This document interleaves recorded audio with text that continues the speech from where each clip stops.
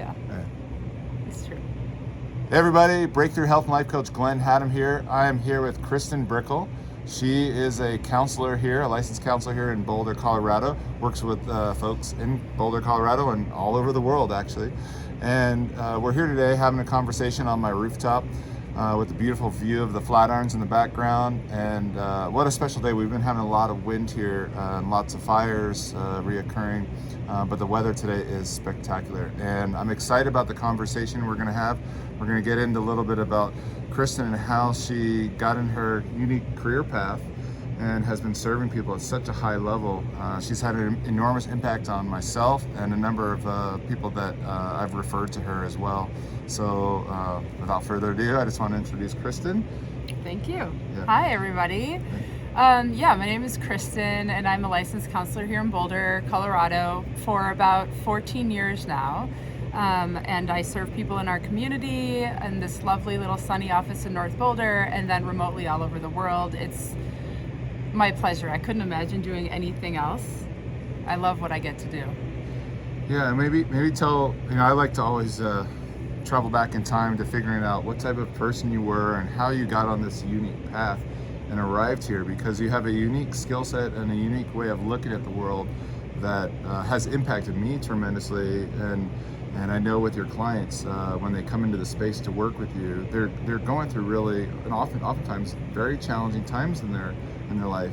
And then there's an immediate trust and an immediate level of safety to be able to do the hard work and what's needing attention in their lives. And I think you weren't born into the world like this. You went through some unique life experiences. Yes. So.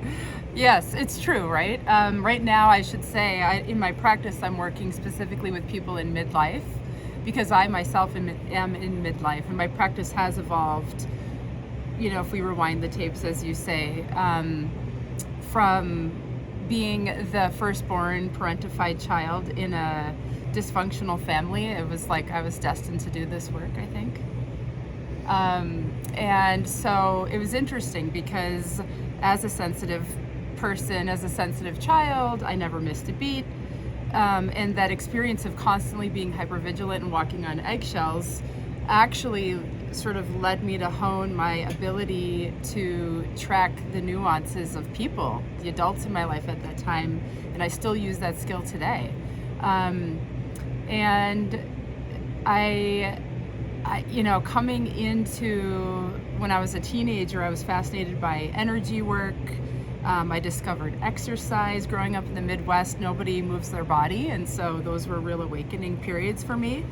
And then my mom also got cancer for the first time when I was 16, which was really eye-opening as well, right? Like there's this, I'm coming into my self as a young woman, and then realizing the potential to lose my own mother, who I was very close to.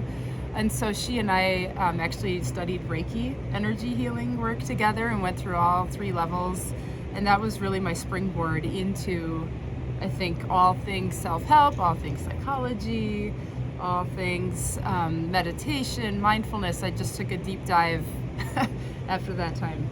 Yeah, and you've worked with some pretty difficult populations as well too throughout your career. So right, yeah, it's true. When I first graduated from my counseling degree, I worked for 10 years in the addiction recovery world with court-mandated men in a treatment facility here in town, and it was the nitty-gritty I was looking for. It was the challenge. It also really grounded my skills in cognitive behavioral therapy and the process of change and what motivates people to change. That was really a time for me that felt like I got to uncover the science behind what I do and how the brain works and neurobiology, and that too I geeked out on because maybe share a little bit about the messiness of that, because we often can articulate something really well now looking back at it, but it was hard work. You were doing some when I first met you, you were coming out of that phase, and very, very challenging work. And you always had a really strong practice of, before you got with clients, you really grounded yourself, and you were doing a lot of your own work at the time. And maybe share a little bit about some of circumstances that that really melded you? I'm sure there's maybe one. Everyone always wants a pivotal moment, and I don't believe there really are pivotal moments, but there are these moments that you can recall that really pushed you way out of your comfort zone. Yes, I think that work was so much about meeting my clients' resistance. They didn't want to be there, they were court mandated, and my own resistance to looking at my own process at that time. I went through a tragic, unexpected loss. My boyfriend at the time died suddenly of a drug overdose, and that was such a pivotal moment in my life where I had to do my own self-examination, the next layer of it, if you will, and really reevaluate, I think, how I wanted to be as a clinician, how I wanted to be, in relationship with people in my life, in partnership. And so the dark times, though, the light always comes after the dark, right? Spring always comes after winter. And that season of my life felt like a hella long winter, right? We've all had the really long winters, but I'm from California. You don't usually say hella in the Midwest, so. yeah. So, but it was a profound learning, that period of time working with that population. I cut my teeth, so to speak, on just learning about human nature and especially addiction. And I think every single one of us has some addictive tendencies towards self-soothing that do not serve us.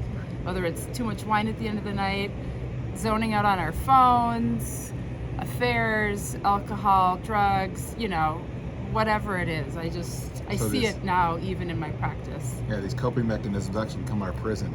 Totally. And our denial. Yes. And so going back to you obviously developed a unique skill set and worked within the confines of a clinical type of environment and restrictions. And now your practice has evolved throughout the years to understanding that, okay, those were really great safeguards for doing a specific type of work, but there's probably this longing inside you of I really want to help people at the deepest level. And in order to do that in my own practice, maybe removing yourself from those restrictions, and then my experience is you tend to drop into your intuition and listen to what needs to happen in each unique session. Maybe share a little bit about coming from that space and having that clarity of I've got to do my own thing, and I want to be able to really help people in a powerful way. Yeah, I love that. I love that question because, as I said, I was a sensitive kiddo. I had intuitive, auspicious experiences as a child, and then for that first 9-10 years of my career, I did shut that down for the most part. Or I'd get a hit about somebody. I have, some of the clairs. I see things, I hear things, I feel what somebody else is feeling.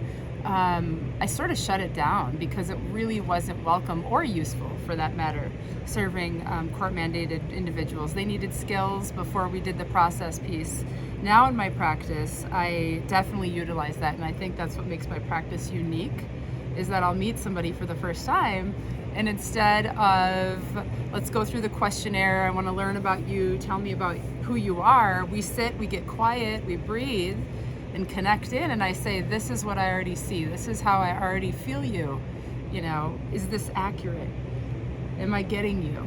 Before they even say anything. And it's a magical experience, and I think expedites the process of transformation, of doing this therapeutic work, and in that way I think what I do is pretty rad, pretty special. And I'm sure for a lot of women that really immediately this is a hit of yes, this is the right place for me, this is the right person to work with. How about some of the men that you've worked with throughout the years? Because myself, I was very sensitive and in tune, but society conditioned me to not express those aspects of myself. And only in coming into men's work over the last decade here, it was a recognition of, I knew something was off in our society about men just not really tapping into their feelings, following their intuition. We're kind of cut off and restrained from those inborn gifts. Yeah, absolutely. And you're in midlife, right? You're in your 40s-ish? Yeah, so 49 in June, baby. right. So I think fundamentally our midlife period is between the ages of 40 and 65, and the fundamental mission in this period of time is to find our truth, to become our truth, like unabashedly, unapologetically step into the truth. And men specifically in midlife, at least what I see in my practice is that they're very misguided. They're lost. You guys are lost in some ways. And so my work with men in a lot of ways is like helping them peel back all the layers to harness that truth, head connected to heart, right? Versus my work with women in midlife is let's reopen the heart and then connect it back into the head a little. But most women are too heady. I'm guilty. And most men are also living up here. And then we get cut off from the heart place. And what happens in our decision making process in our life, the choices, the options that we have when you are cut off from your heart space? Because we think, okay, here's the logical way, and I need to, in the corporate jobs or in being single moms, there's this level of responsibility and certain things that have to be in integrity for the day to work. But when you're cut off from your heart, or the connection of, for me as a man, it's like my head, my heart, my balls, all those things connected. Yeah. Trusting my gut instincts, listening for my own self-validation. What can happen to someone in their choices and options? Because we were talking earlier about how we can go to coping mechanisms, and we can justify them.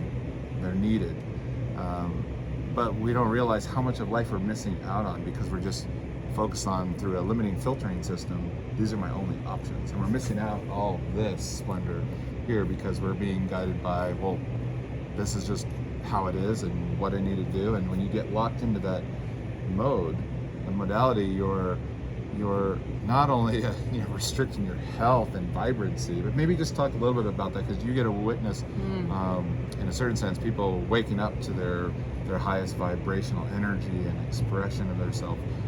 I know for me, my not expressing fully my truth would lead to throat cancer at some point here. Right. The body speaks, right? Yes, what you're describing is what I call manage and maintain, and it's prolific. It's everywhere in midlife for most people. The manage and maintain of paying the mortgage, raising the children, dealing with empty nest syndrome, sick parents, divorce, all manner of curveballs that life throws at us. And our brains are wired to rehearse emotions. We memorize emotional patterns, and what happens over time is we don't question that. We just go, well, this is how it is. This is the reality of my life. I'm not sure what I can do. And then we dump more negative self-talk, criticism, melancholy, depression, anxiety. And then we self-soothe, right? People reach for the alcohol, the whatever, all the self-soothing, even sweets and overeating, sugar, all of it, right? Yeah. And so how do we disrupt that is what your question is. How do we, how do we come in contact with what that part of ourselves that we're disconnecting from with those distractions, those disassociation methods? Right. So I think there's a real pandemic of people not being in their body and not being free to really experience themselves in their body, just as a basic fundamental, right? So then we're talking about state. So our state is our physical, mental, and emotional sort of status, if you will. And so one of my first questions to people is always, tell me about your movement patterns. Do you move your body? We live in Boulder. A lot of people do move their body, but it's often in this linear plane. I'm going to go for a run. I'm going to lift weights. Everything's sort of in this linear plane.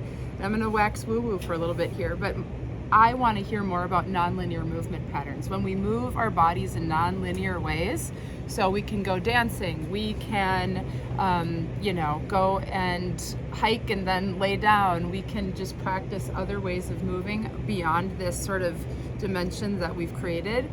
We wake something up in ourselves, I think. I find that when I just earthing, when I just go to the park and just take my flip-flops off and get my feet Yes. into the grass. Right, inviting, Or spin in circles, do silly things, whatever. That's a piece of it, right? So state, right? So what's happening in our state physically, emotionally, and mentally? How are you talking to yourself on a day-to-day basis? That's another question, right, that I like to examine with people. And then there's this big piece around permission. I think many of us, especially in midlife, who are stuck in manage and maintain, we don't give ourselves permission anymore to be silly, to be ridiculous, to play, to find our pleasure. We just shut it down, and so many of us are just living from our heads. And so that's a huge... I've been guilty of being too serious at times. It's very business focused. Yeah, so I get curious about that too, right? Like I'll invite clients in the office, for example, or even over Zoom. I'm like, let's stand up, right? Let's stand up and even ditch the notion of what therapy and talk therapy looks like. And even that makes people uncomfortable. And then we're in an experiment where we're connecting again in your body to something that feels like it's awakening up, that's alive and uncertain. And our rehearsed pattern is often to go to concern. And I want to invite you into curiosity. Right. Yum. Curiosity. Like that's the energy. That's the stuff right there. Well, let's go back to experiment. So use the word experiment. We've been in a social experiment with COVID times. And you've witnessed from the calls and the people that show up in your office of now, we're coming out of this period now, but the cost of all, you've witnessed all these couples that have been in lockdown for the last couple of years, and even though there's freedom and people are coming out of COVID times and getting out and going to concerts and doing stuff, there's been a disruption, in our society, and even in Boulder, where people are, it's one of the healthiest places to live, very health conscious and fit and active. There's been the climate has changed in one's household.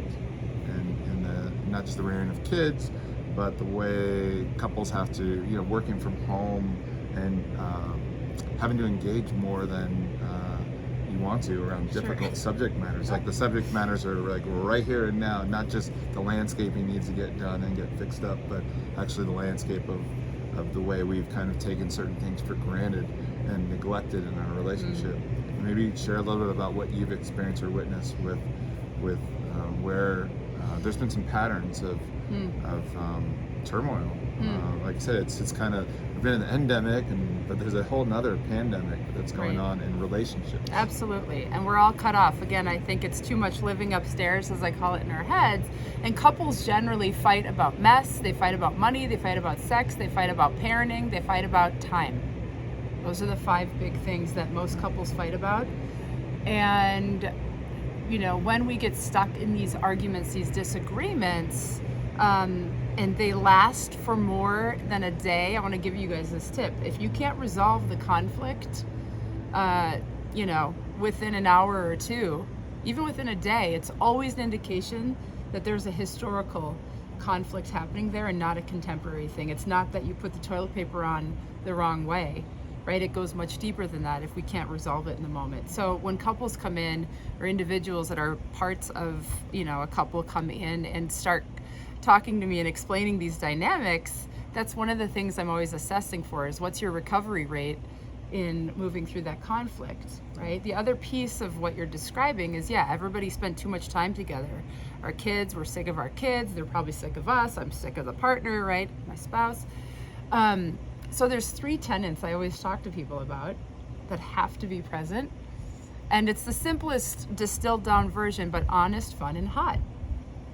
Honest, fun, and hot in relationship, especially long-term relationships. And if you don't nurture that, honest communication, full transparency, fun, let's play together, let's go shoot some hoops, let's go throw the frisbee together, right? And hot, we all know what hot means, right? Hot. Because everything is on a polarity. All of this energy, especially in relationship, happens on a polarity. And when we spend too much time together, there is no polarity. Do you feel that? It's like it's gone flat. I can't miss them if they're right there all the time. All the time, right? And so that's what happened over these last 2 years is so many of us spent so much time together that the polarity went away. And when the polarity's gone, the energy's flat. And when the energy's flat, it's all these things that we've been talking about. And if one of those three things goes out, it interrupts the rest. Absolutely. Absolutely. And so, that whole analogy of the garden, like who's going to go out and water the garden today? Who's going to weed the garden today? Of course, relationships are difficult and require paying attention on purpose in a meaningful way. Everybody's got to do their work. And also a big part of work is, okay, the historical piece of this is that maybe what's coming up for me in relationship with my partner or even someone I'm dating has to do with me. Yes. And if I can come to the relationship from a place of full responsibility and willing to be curious to look in there and allow them to be curious with Right. me, Yeah. we can probably be in a healthier communication dynamic and find resolve versus we're out here trying to get the other person to behave differently. Having made that Yes. mistake myself. Absolutely. I'm guilty too, right? Like, I think so many of us do that. We look for the right person. Like, surely he's out there, she's out there, right? This right person. And it's that idea of how do we make the relationship right together, right? Like that's the work. How do we pay attention on purpose in a meaningful way and take inspired action towards honest, fun, and hot to make the relationship right and thrive? Well, this work seems very juicy, and I'm curious, how would our audience get a hold of you, Kristen? How would they find you? Great. Yeah, great question. On my website, KristenBrikl.com, you can find everything you need to know. I'm also on all the social media platforms at Kristen.Brikl, Brickl. Everybody wants to add an E. There's no E. But yeah, that's I'm how. guilty. Great.